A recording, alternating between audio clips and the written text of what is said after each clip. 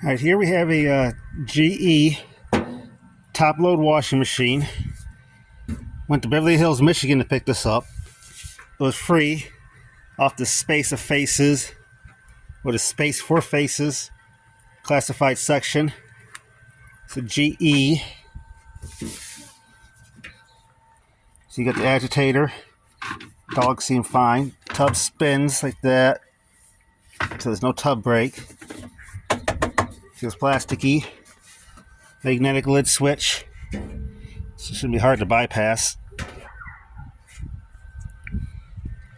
It doesn't work at the moment. He said it won't advance automatically for the cycles. So you got to manually advance it.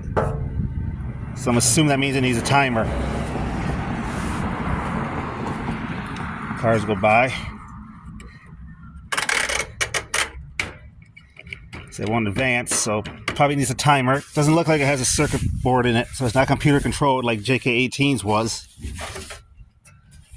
So you got the vents in there, and I'm not seeing a circuit board. Inlets, drain hose, power cord. I see paper in here for the diagram, like a schematic. Look at that. I'd use the uplander to bring it home. Now, unlike most machines, where the direct drives are open on the bottom, as I was saying, unlike most direct drives, this one's not open at the bottom. It's got a giant metal plate protecting it. So I'd have to remove that. I assume it's a direct drive. I'll have to Google it and see. Here's the information on it. Made by General Electric Company. General Electric Company, Appliance Park, 40225. So apparently it was made, I'm assuming that means it was made in the US. Don't know. Judging by this thing, I'm going to say probably mid-90s.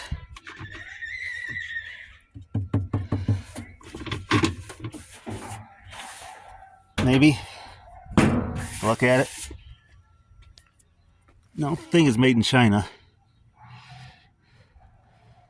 Let's see. Sometimes you can get lucky. 2004 test. Okay, this is from at least around 2004, according to the sticker. So probably one of the last direct drives. Well, not the last. That's gotta get fixed. No cup in here just collapsed. Let's see about that. So anyway, there'll be another video on this when I get the timer. When I try to repair it, and then decide what I want to do. How much the timer is, I don't know if I can flip it, if it's worth selling, or shove it in the corner over here. Got a TV I gotta get rid of. I'm never gonna get it fixed. So I'll toss that. I'll clean this out and shove it in the corner. A couple laser disc players I gotta try and fix. Both got bad boards. I took them in to get service and they claimed they need lasers, so they're not fixable because you can't get the laser. But if it's got just a bad board, well, maybe I can try jumping out a trace or two. So I'm gonna mess with those. Maybe get a second opinion on that. So that's that. You know, not bad for free. He was offering $40 for it. Then he changed it to free, and that's when I found it. So 4 water levels: small, medium, large, super, reset, cold, cold, warm, cold, hot, cold, and cold, cold. Cottons, easy care, delicates, power wash. So let's see what it does once I get it fixed. So there'll be a follow-up video of this. When, I don't know. Alright, and there it is in its new home. Screw it, I just shoved it in the corner. Get rid of the one TV that was here. It had a dark picture and made weird noise. Video on that, link in the description for those who actually know how to read. Put this TV back over here.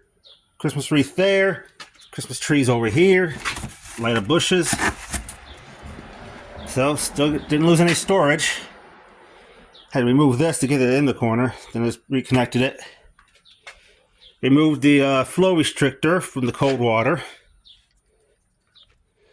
I'll have to get an aftermarket hose because that one's not going to be it's too short for when I eventually do this. So I have to get another T. I should have plenty of pipe left over. I got to check. Then I'll probably rebuild the manifold. I'm thinking either run PEX with a crimp boiler drain for each one,